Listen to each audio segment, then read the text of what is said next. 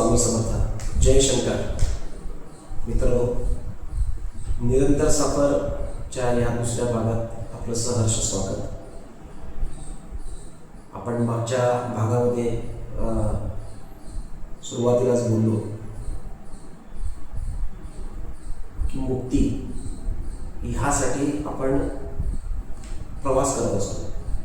प्रत्येक आत्म्याचा हा मुक्तीचा प्रवास हा अनंत काळाचा आहे, परंतु त्याच्या कर्मांनुसार त्या आत्म्याचा उद्धार होत असतो. कर्म हे त्या आत्म्याच्या भोवती असलेलं एक आवरण आहे. आत्मा हा निष्कर्म आहे. त्याला कुठल्याही कर्माचं बांधील नाही, त्याला कुठल्याही फळं त्याला लागू नाही, कुठले नियम लागू नाही. तो त्रयस्थ भावनेने आपल्यामध्ये स्थित असतो, अगदी प्रकाशासारखा.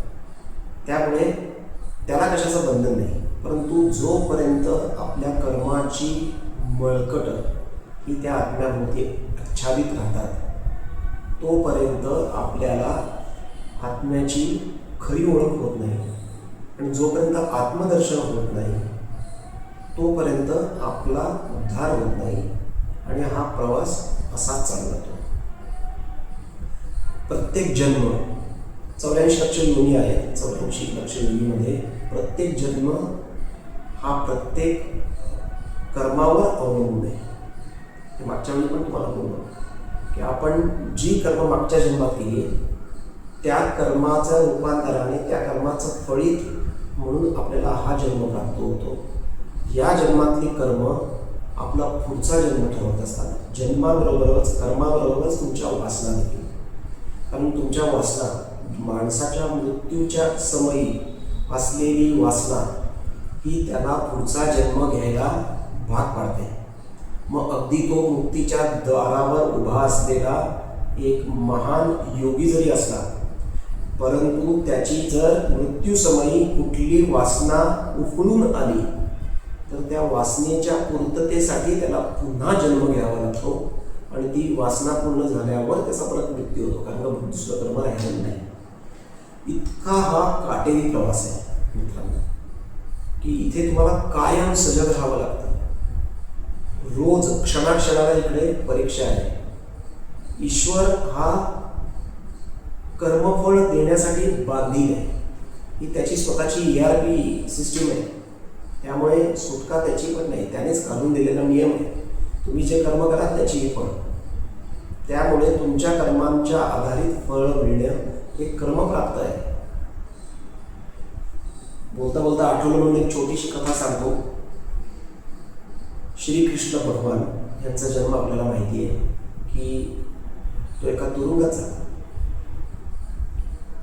16 वर्ष वासुदेवांना, देवकीला तुरुंगात घालवावे लागले. श्रीकृष्ण वाढले यशोदाकडे, नंदराजाकडे. 16 वर्षांनी जेव्हा देवकी मातेची सुटका झाली, त्यांनी त्यांना बाहेर काढलं कंसाचा वध करून. आणि जेव्हा त्यांनी श्रीकृष्णाचं मूळ रूप जाणलं, तेव्हा देवकी मातेने श्रीकृष्णांना विचारलेला हा प्रश्न आहे की बाळा, तू तर जगाचा बाप आहेस, परमेश्वर आहे. हे सगळं असताना मग आज तुझ्या आई वडिलांना असं तुरुंगात 16 वर्ष घालवावं लागले. तुझा जन्म तुरुंगात झाला, हे का? तू तर आम्हाला सहज याच्यातून सोडवू शकला असता. तेव्हा कृष्णाने सांगितलं की माते, बरोबर आहे तुझं म्हणणं, परंतु मी देखील कर्मफळ देण्यास बांधील आहे. तर मागच्या 200 वर्षापूर्वी तू कैकई होतीस आणि तुझ्या एका शापामुळे कौसल्याचं पुत्रप्रेम तू हरवून घेतलं होतंस. त्यामुळे तिला तिच्या मुलाचं प्रेम मिळालं नाही. म्हणून यावेळी तू 14 वर्ष वनवास भोगला. आणि मी यशोदा मातेकडे जाऊन, जी कौसल्य आहे, तिच्याकडे जाऊन तिला पुत्राचं प्रेम दिलं. जरी मी तिच्या पोटी जन्म घेतला नसला तरी तिला ज्या प्रेमापासून वंचित राहावं लागलं ते प्रेम मी तिला दिलं. तुझ्यामुळे मला 14 वर्षाचा वनवास भोगावा लागला, म्हणून 14 वर्ष तुला वनवासात स्वतःला घालवावी लागली. डोळे उघडणारं हे सत्य आहे मित्रांनो. ही काटेरी वाट ही अशी आहे. त्यामुळे आपण आज जगत असताना आपल्याकडे त्रयस्थ वृत्तीने बघता आलं पाहिजे. त्रयस्थ वृत्तीने म्हणजे कसं की आपण इतरांवर निरीक्षण करत असतो. हा कसा वागला, तो कसा वागला, त्याने असं करायला पाहिजे होतं, त्याने तसं करायला पाहिजे होतं, असे आपण सजेशन इतरांना देत असतो. आज त्या वृत्तीने आपण आपल्याकडे बघायला पाहिजे. मी कसं वागतोय, मी चुकतोय का, मी काय चुकतोय, मी कसं वागलं पाहिजे, किती कुठे काय वागलं पाहिजे याची जाणीव आपल्याला राहिली पाहिजे. म्हणजेच आपल्याला निष्पक्ष होऊन आपल्याकडे स्वतःला बघता आलं पाहिजे. जेव्हा हे बघणं चालू होईल त्या दिवशी समजून घ्यावं की आपला हा निरंतर सफर हा आता सुरुवात होतोय. तोपर्यंत आपण कर्माने बाधित होत राहतोय. आपल्याला आठवून बघा मित्रांनो, आपल्याकडनं दिवसाला किती चुका घडतात, किती पापं घडतात. बरं, कर्माचेही प्रकार 3: कायिक, वाचिक आणि मानसिक. म्हणजे इथे मी जाऊन एखाद्याला मारलं, हे पाप घडलं, तर हे घडल्यावरच मला त्याची फळं भोगावी लागतील का? नाही. ज्या दिवशी माझ्या मनात हा विचार आलेला असतो की मला एखाद्या व्यक्तीला मारायचं आहे, त्या दिवशी पाप घडलेलं आहे. ज्या दिवशी मी कोणाकडे तरी बोललो की मला या व्यक्तीला एकदा मारायचं आहे, ते घडलेलं वाचेने घडलेलं पाप आहे, म्हणून ते वाचिक आहे. आणि कार्मिक म्हणजे आपण ते प्रत्यक्षात घडवलं. तर हे तिन्ही घटनेमध्ये, कायिक असू दे, वाचिक असू दे, मानसिक, एखादी गोष्ट तुम्ही केली नाही पण तुमच्या मनामध्ये आली तरी तुमच्या नावाने पापाचं रजिस्ट्रेशन झालं. प्रत्यक्षात सगळ्या गोष्टी करायला पाहिजे असंही नाही. इतकी काटेरी वाटचाल आपल्याला करावी लागते. आता तुम्हाला लक्षात येत असेल की जे संत महात्मे आहेत, जे योगी पुरुष आहेत, हे स्वतः सगळ्या लोकांपासून दूर का राहतात? कर्म कधी घडणार आहे? जेव्हा तिथे 2 लोक आहेत. मी एकटा असेल तर मी फळ काढलं, हे काय कर्म नाही, हे नित्य कर्म झालं. पण कर्म खरं कधी घडेल? जेव्हा 2 लोक असतील. म्हणून हे योगी पुरुष वगैरे तपस्येसाठी वगैरे लोक हिमालयात जातात असं जे आपण म्हणतो, किंवा एखाद्या एकांत स्थळी जातात. याच्या मागची प्रमुख भावना कर्म टाळणे ही आहे. आपल्या दैनंदिन जीवनातून घडणाऱ्या चांगल्या वाईट गोष्टी, चांगल्या गोष्टी असल्या तरी तुम्हाला जन्म घेणार आहे. कारण का तुम्ही या जन्मात चांगलं केलं आहे, पुढच्या जन्मात त्याची फळं तुम्हाला मिळालीच पाहिजे. कर्म फळाला बांधील आहे. श्रीकृष्णाने सांगितलंय कर्मण्येवाधिकार असते महाफलेश्वराचा. याच्यातला अर्धा अर्थ आपल्याला समजतो की तुम्ही फळाची अपेक्षा ठेवू नका. तुम्ही कर्म करा, तुम्ही फळाची अपेक्षा ठेवू नका, असा अर्थ आपण काढतो. खरा अर्थ असा आहे, तुम्ही चांगली कामं करा, तुम्हाला त्याचं फळ मिळणारच आहे. याचाच अर्थ असाही आहे की तुम्ही वाईट कर्म करा, त्याची फळं तुम्हाला मिळणारच आहे. तुम्ही जे कराल त्याची फळं तुम्हाला मिळणार, हे कृष्ण भगवान आपल्याला सांगतात. म्हणून ह्या सगळ्या गोष्टींमधून आपण निरंतर प्रवास करत असताना खूप सजग राहणं आपल्याला गरजेचं आहे. मग आपली आजची स्थिती आपण कशी ओळखणार?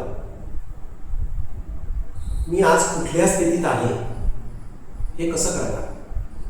तर सगळ्यात पहिलं म्हणजे आपल्याला कर्मफळांची जाणीव होऊन आपण सजगतेनं जगणं सुरू करू. विचार आपल्या मनात येईल, ती तुमची सुरुवात. आपण ओळखावं की आज आपण त्या इन्फिनिटीच्या दृष्टीने, त्या निरंतर सफरच्या दृष्टीने प्रवासाचं टाकलेलं पहिलं पाऊल आहे. की मला जाणीव झाली की आपली कर्म ही आपल्याला निश्चित तऱ्हेने फळं देतात. त्यामुळे आपण सजग राहावं, आपण कमी बोलावं, आपण निंदा नाराजगी कोणाची करू नये, आपण कधी कोणाला वाईट वाटेल, दुखवू असं वागू नये, कोणाचं नुकसान करू नये, कोणाला फसवू नये. ज्या लोकांना शक्य आहे त्या लोकांना मदत करावी आणि मदत केल्यानंतर त्याची परतफेड होईल किंवा ते माझं नाव काढतील, समाजात माझं नाव होईल याची अपेक्षा ठेवू नये. केलेलं कर्म उजव्या हाताचं डाव्या हाताला कळू नये. केलेली मदत इतकं आपल्याला कोरडं राहता आलं पाहिजे. याची सुरुवात करता आली पाहिजे आपल्याला की मी काय केलं का, कोणासाठी मदत केली होती का, परत तो माणूस मला भेटता कामा नये. आपण त्याच्यातून दूर व्हावं, कारण हे सगळं ईश्वर इच्छेने घडत असतं. मी करतो म्हटलं तर याच्यातलं काहीच घडणार नाही, पण ईश्वर आपल्याला माध्यम म्हणून सुचवतोय, तुमच्याकडनं करून घेतोय. हे आपल्यासाठी भाग्याचं स्थान आहे. म्हणजे माझी सुस्थिती, माझ्या आत्म्याच्या पुढच्या प्रवासाची सुस्थिती ही ईश्वर निर्मित आहे हे आपण ओळखावं आणि फक्त त्या प्रवाहात आपण सामील व्हावं. ते कर्म आपल्या अंगी लागून घेऊ नये. इदम न मम हा भाव आपल्याकडे आला पाहिजे. हे माझं काही नाही, तुझं चांगलं झालं ते माझ्याकडनं झालं असेल तर ते न कळत घडलेलं आहे, कारण का करणारे स्वामी आहे. हा भाव आपल्या मनामध्ये आला पाहिजे. ह्या भावनेने आपल्याला जगताच आलं पाहिजे. हे जेव्हा सुरू होईल तेव्हा आपण निश्चितपणे सुस्थितीत चाललेलो आहोत. योग्य मार्गावर आपलं मार्गक्रमण सुरू झालेलं आहे ह्याची ही पहिली ओळख आहे. आपल्यापैकी किती लोकांनी वाचलंय मला माहीत नाही, परंतु प्रत्येकाने रामदास स्वामींचा दासबोध हा ग्रंथ वाचावा. आपल्याकडे एक सर्वमान्य अशी ती दंतकथा आहे की रिटायर झालेली लोक एका मंदिरात जमतात आणि रोज दासबोधाचा एक अध्याय वाचतात, एक पान वाचतात. चुकीचं आहे मित्रांनो. जेव्हा तुमच्याकडे शक्ती आहे तेव्हाच तुम्ही अध्यात्म मार्गात पडलं पाहिजे. मी मागच्या भागात देखील आपल्याशी बोललो की 60 आणि 70 वर्षानंतर तुम्हाला रिटायरमेंट का दिली जाते, कारण का तुमची शारीरिक कमजोरी सुरू झालेली असते. तुम्हाला व्याधी जडतात, शरीर तुमचं साथ देत नाही. म्हणूनच तुम्हाला 60 हे रिटायरमेंटचं वय ठेवलेलं आहे. मग जर ते रिटायरमेंटचं वय तर त्याच्यानंतर मी दैव धर्म करेल आणि मुक्तीच्या मार्गावर प्रवास चालू करेल, हे कसं आपण म्हणतोय? शक्य आहे का नाही? शक्यच नाही. जेव्हा तुमची हाडं बळकट आहेत, जेव्हा आपण आज तडफेने चालू शकतोय, वागू शकतोय, 12-12, 14-14 तास काम करू शकतोय, ही शक्ती आपल्या अंगात आहे, त्याच वेळी आपण धार्मिक मार्गावर मार्गक्रमण केलं पाहिजे. तेव्हाच तुम्हाला जास्त बैठका करता येतात. पारायण असतील, स्तोत्रांचं वाचन असेल, जप असतील, ह्या सगळ्या गोष्टी या साधनेतल्या आणि मुक्ती मार्गातल्या अगदी सुरुवातीच्या अवस्था आहेत. अगदी सुरुवातीच्या. रोजच फक्त मी रोज पूजाच केली ही कर्मफळ आहे. याच्यावर देखील आपण पुढच्या भागात बोलणार आहोत. फक्त पूजाच केली म्हणजे मी सगळं केलं असं नाही आहे मित्रांनो. ही सुरुवात आहे. त्या मार्गावर जाणारी ही काही स्टेशन्स आहेत. त्यामुळे पूजा ही रोजच करत बसलो म्हणजे आयुष्यभर फक्त कर्मठपणे पूजाच करत राहिलो आणि जर आपल्या अंतर्वृत्ती बदलल्या नाही तर त्या पूजेलाही काही अर्थ नाही. मी रोज स्तोत्रच वाचत राहिलो, स्तोत्रांनी जरूर तुमच्यामध्ये स्पंदनं तयार होतात, तुमच्या भोवती एक वेव्स तयार होतात आणि ज्याच्यामुळे आपण जेव्हा कोणाकडे जातो किंवा आपल्याला कोणी भेटतं तर तुमच्या तोंडावर मुखावर त्याचं तेज हे निश्चित जाणवतं. ती ताकद तयार होते, तुमच्या भोवती संरक्षक कवच म्हणून तयार होते. तुमच्या ऑरामध्ये असणारे जे ब्लॅक स्पॉट्स आहेत, जे पूर्वीच्या कर्मातून निर्माण झालेले आहेत, ते शुद्ध करायला ही स्तोत्र निश्चितपणे मदत करतात. म्हणून ती करायची असतात. त्याच्याने आपल्या 72,000 नाड्या ज्या शरीरामध्ये आहे त्यांचं शुद्धीकरण चालू होतं. परंतु हे सर्वस्व नाही. हा त्यांच्यापैकी असलेला एक शाश्वत मार्ग निश्चित आहे. म्हणून हे करत करत पुढे जा. पण हे कधी करणार आपण? की जेव्हा आपल्यामध्ये ताकद आहे. मला बरं नाहीये, ताप आलाय, तुम्ही बसून त्या दिवशी स्तोत्र म्हणू शकाल का? तुम्ही बसून त्या दिवशी 5,000 जप करू शकाल का? नाही. 60-65 नंतर हेच होणार आहे. मग आपण ते त्या दिवशी का करताय? आजपासून चालू करा. विशीमधून चालू करा. 25 मधून चालू करा. जशा तुम्ही इन्व्हेस्टमेंट्स करता, SIP लावता, तशा या इन्व्हेस्टमेंट आहेत ज्या तुमच्याबरोबर शाश्वत येणार आहे. जिंदगी के साथ भी जिंदगी के बाद भी ती ही इन्व्हेस्टमेंट आहे. बाकी सगळं इकडेच राहणार आहे, बाकी काही येत नाही. परंतु ही इन्व्हेस्टमेंट तुमच्याबरोबर येते, ह्याच नाही पुढच्या जन्मातही येते. म्हणून ही पहिली इन्व्हेस्टमेंट करा. योग्य वयामध्ये योग्य इन्व्हेस्टमेंट, आध्यात्मिक इन्व्हेस्टमेंट ही महत्त्वाची आहे. त्या मार्गावर चालायला शिका मित्रांनो. तर मी सांगतोय हे आहे की दासबोध हा अत्यंत उपयुक्त असा ग्रंथ आहे. एका संसारिक माणसाला पडणाऱ्या प्रत्येक प्रश्नाचं उत्तर तुम्हाला दासबोध देत असतं. प्रत्येक माणसाची ओळख दासबोधात दिलेली आहे. म्हणजे कुठल्या एका पानावर गेलं की आपल्याला वाटतं की माझ्याबद्दल लिहिलेलं आहे, मला समोर ठेवून लिहिलंय का, हा प्रश्न आपल्याला पडतो आणि तो फक्त आपल्याला विचारला जातो. आपण सगळ्यांसमोर सांगत नाही आपण खरे का, पण आपलं मन आपल्याला कोण आहे, मी काय आहे, त्याचे उत्तर तुम्हाला दासबोधात दिसत असतात. म्हणजे तुम्हाला ते सजग करण्याच्या दृष्टीने पडलेलं पहिलं पाऊल आहे. आणि म्हणून दासबोधामध्ये जी काही तुम्हाला दिलेली नवविधा भक्तीची उदाहरणे आहेत, आज त्या नवविधा भक्ती म्हणजे कुठल्या? श्रवण आहे, चांगलं ऐका.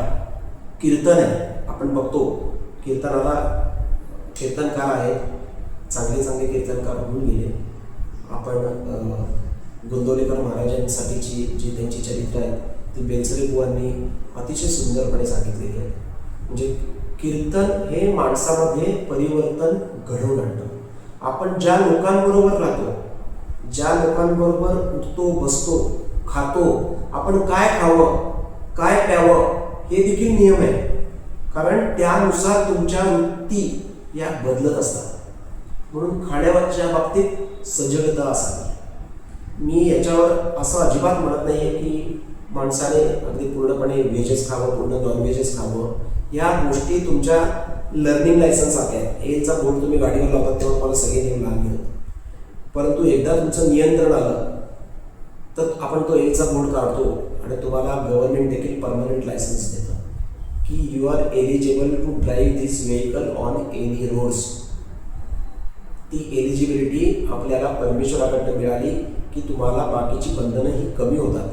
परंतु त्याची खात्री परमेश्वराला दिली पाहिजे की या माणसाने काही खाल्लं तरी याच्यावर विपरीत प्रभाव पडणार नाही. तेव्हा तुम्हाला त्या गोष्टींमधून सुटका मिळते. तोपर्यंत हे सगळे नियम आपल्याला लागू आहेत. म्हणून आपल्या शास्त्रांमध्ये दिलेले जे आहे, कांदा कमी खावा म्हणतात, लसूण कमी खावा.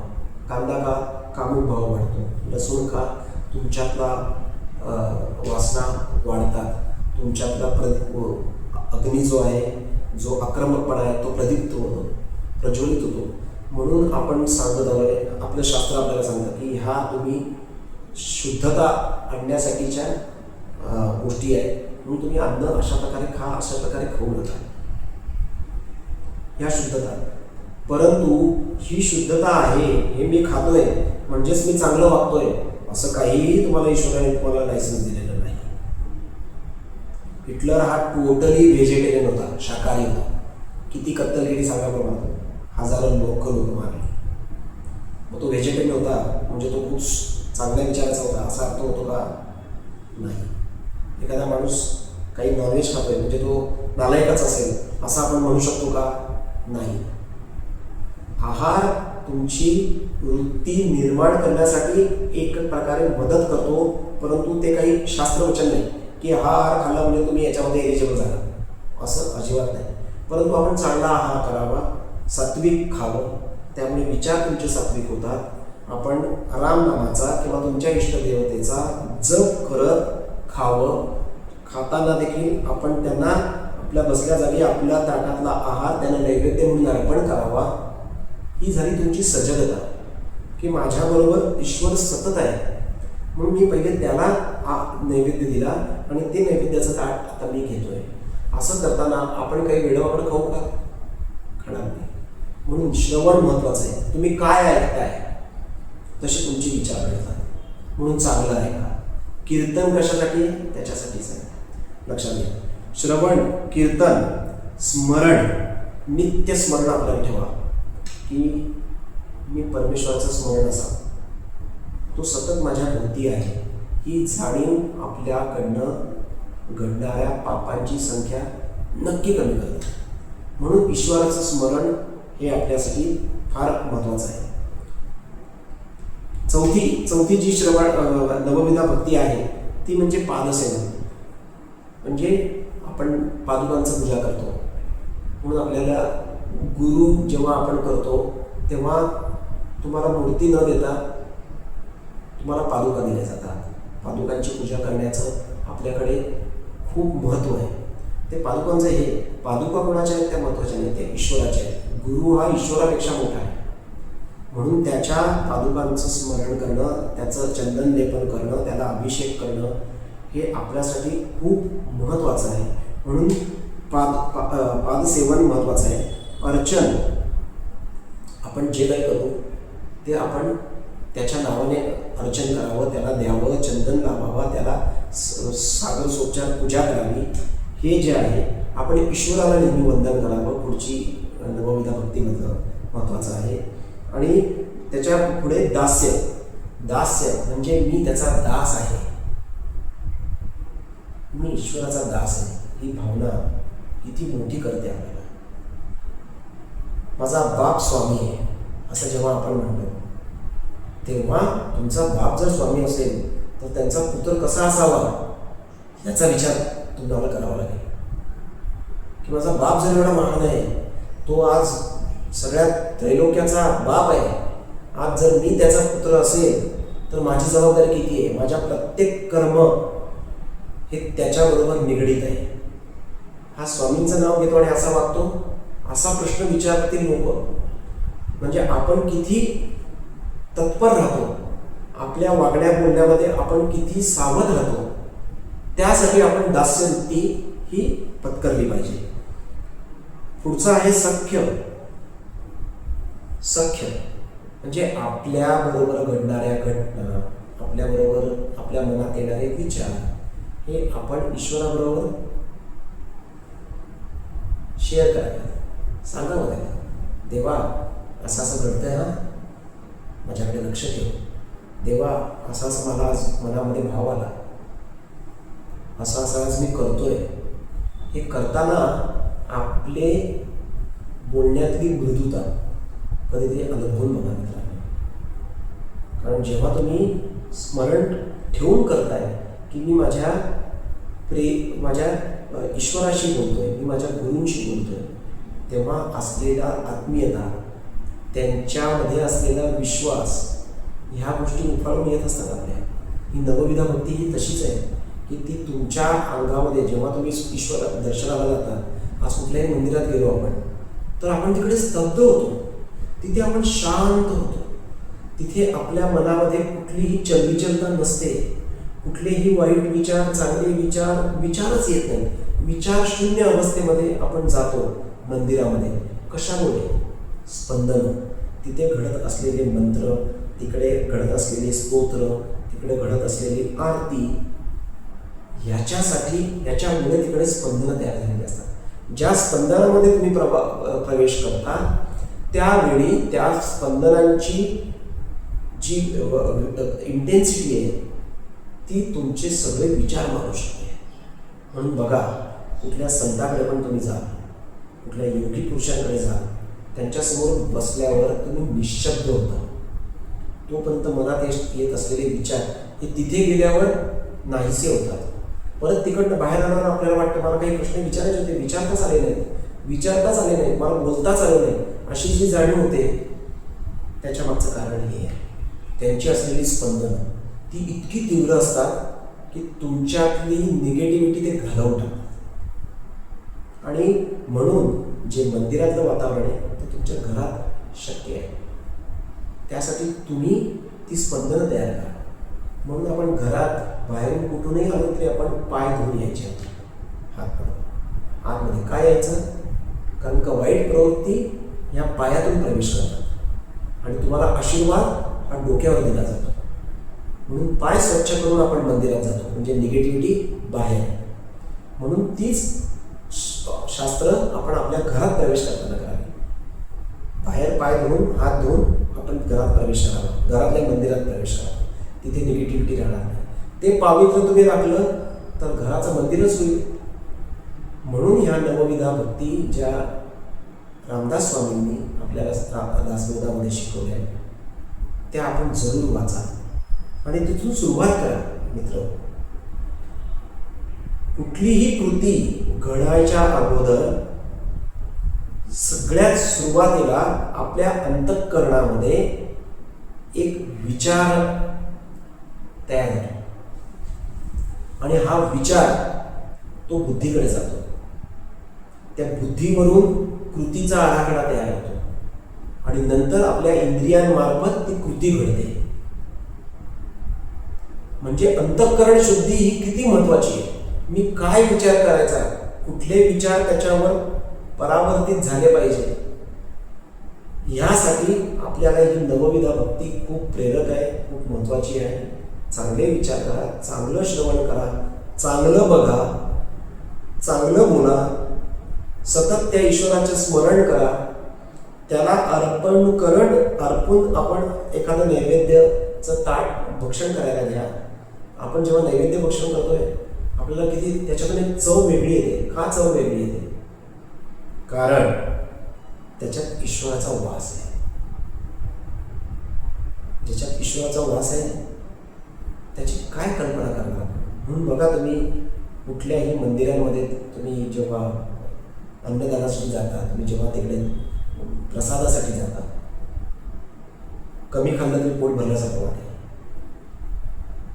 साधा केलेला स्वयंपाक तुम्हाला रुचकर लागेल, कारण त्याच्यात ईश्वराचे वेव्ज आहेत, ईश्वराचे अंश आहेत. त्या अन्नामधून तुमच्या पोटात प्रवेश करतात. म्हणून आपण काय खावं, कुठे खावं, कोणाबरोबर खावं, या गोष्टींची सजगता बाळगा. मित्रांनो, ही सुरुवात आहे निरंतर सफरच्या प्रवासाची, ज्या प्रवासाची लांबी सांगायला मी देखील समजतो. मागच्या जन्मातली जर तुमची पुण्याई असेल तर हा प्रवास आपला ह्या जन्मात सुरू झालेला असतो आणि तो प्रवास आपल्याला पुढे घेऊन जात असतो. हा जन्म जिथे थांबेल, जेवढा आपण केलेलं आहे तिथून पुढे सुरुवात आपली पुढच्या जन्मात होणार आहे. त्यामुळे हे केलेलं कर्म कुठेही वाया जात नाही, ते तुमच्याबरोबर येणारच आहे. ती शिदोरी आहे आपली आणि म्हणून ती आपल्याला कायम घेऊन जायची आहे. मुक्ती हा शब्द आपण प्रत्येक जण म्हणतो, मुक्ती मुक्ती मुक्ती, मला मुक्त व्हायचं. आपले आई वडील पण म्हणतात, मला एकदा आता मुलाचं लग्न झालं की मी याच्यातून मुक्त होणार. मुक्त हा शब्द एवढा सोपा आहे, मुक्ती कशाला म्हणायची? श्वास तुमचे उरलेले आहेत, पण कुठलीही इच्छा अपूर्ण नाही, कुठलीही वासना शिल्लक नाही, ती मुक्ती, ती झाली मुक्ती. आणि माझे श्वास संपलेले आहेत, पण अनेक इच्छा अपूर्ण आहेत, वासना अपूर्ण आहेत. माझा जीव अडकतोय मृत्यूच्या वेळी देखील, माझ्या मुलामध्ये, माझ्या नातवामध्ये, बायकोमध्ये, बहिणीमध्ये. आणि यांचं कसं होईल म्हणून मला विचार आला आणि माझा मृत्यू घडला, तर त्यांची पूर्तता करण्यासाठी परत तुम्हाला पुनर्जन्म आहे. म्हणजेच काय की श्वास संपले पण वासना शिल्लक आहे, तर तो येतो तो मृत्यू. आणि श्वास शिल्लक आहे पण वासना शिल्लक नाही, तेव्हा येणार ती मुक्ती. ही इतकी सोपी आहे का? मुक्तीचं सहज सोपं उदाहरण मी तुम्हाला सांगतो, करून बघा. बादलीतलं पाणी आपल्या हातामध्ये घ्या, हे आपण आहोत, ते बादलीमध्ये टाका. परत आता तुमच्या हातातलंच पाणी तुम्ही शोधून दाखवू शकतो का? नाही. तुम्ही सागरामध्ये हे पाणी सोडा, तुम्ही ओळखू शकता का मी टाकलेला तो बिंदू कुठला? नाही. त्याला रूप आकाशाचं येतं. एवढं विशालत्व प्राप्त होणं ती मुक्ती. म्हणून बिंदूपासून अनंत. म्हणून आपल्या पुढच्या प्रवासामध्ये, पुढच्या भागांमध्ये हे सगळं होणार आहे. बिंदू दर्शन कशाला म्हणायचं? सुरुवात आहे, त्या बिंदू हा उगम स्थान आहे. म्हणून तुकाराम महाराज म्हणाले होते, आठवा फक्त तुका झाला आकाशा एवढा. याचा अर्थ काय? हा अर्थ आहे की तुमच्यातला मोठेपणा एवढा व्हावा की तो आपल्यालाच न कळावा आणि सर्वत्र आपल्याला आपली जाणीव व्हावी. एवढं विशालत्व प्राप्त झालं की ती मुक्ती. मी राहिलोच नाही माझ्यामध्ये.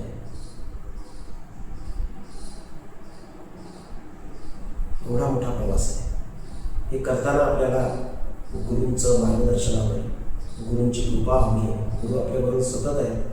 फक्त गुरु हवे आहेत याची ओढ ही एका तरुणाला प्रेयसीची जशी असते तेवढी ती आपल्याला तीव्रतेने त्याची आवश्यकता वाटली पाहिजे, जाणीव झाली पाहिजे.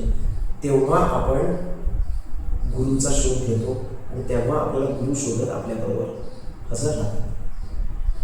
आज इथेच थांबतो. मला नक्की खात्री आहे की आजच्या या भागातून आपल्याला किंचित का होईना या मार्गावर चालण्यासाठी एक प्रेरणा मिळेल आणि माझे तरुण मित्र आजपासूनच या गोष्टीची सुरुवात करतील. कोणीही सांगावं की या आज तुम्हाला आम्ही योगाचे क्लासेस देतो, क्लासेस देऊन योग मिळत नाही, क्लासेसमधून तुम्हाला मुक्ती मिळत नाही, त्यांना फक्त पैसा मिळतो. तर हा प्रवास आपल्याला करायचा आहे, स्वतःला करायचा आहे. त्यासाठी आपण सुरुवात करा. माझी आपल्याला हात जोडून विनंती आहे, या प्रवासात आपण एकत्र सगळेच पुढे जाऊया. प्रत्येकाचं डेस्टिनेशन वेगळं आहे, प्रत्येकाची गती वेगळी आहे, प्रत्येकाचे स्टॉपेजेस वेगळे आहेत. पण प्रवास तरी सुरुवात करूया मित्रांनो. आपल्याला सर्वांना एकदम मुक्त व्हायचंच आहे. एका दिवशी मुक्त व्हायचंच आहे. किती काळ लुटणार आहे ते आपल्या हातात नाही, पण त्याच्यावर चालत राहणं हे निश्चित आपल्या हातात आहे. म्हणूनच आपल्या या चॅनलचं नावच निरंतर सफर आहे. न थांबता चालत राहणे. मुसाफिर हूँ यारो ना घर है ना ठिकाणा, मुझे बस चलते जाना है. चालत राहा, चालत राहा. धन्यवाद. आज इथेच थांबूया. श्री स्वामी समर्थ. जय शंकर.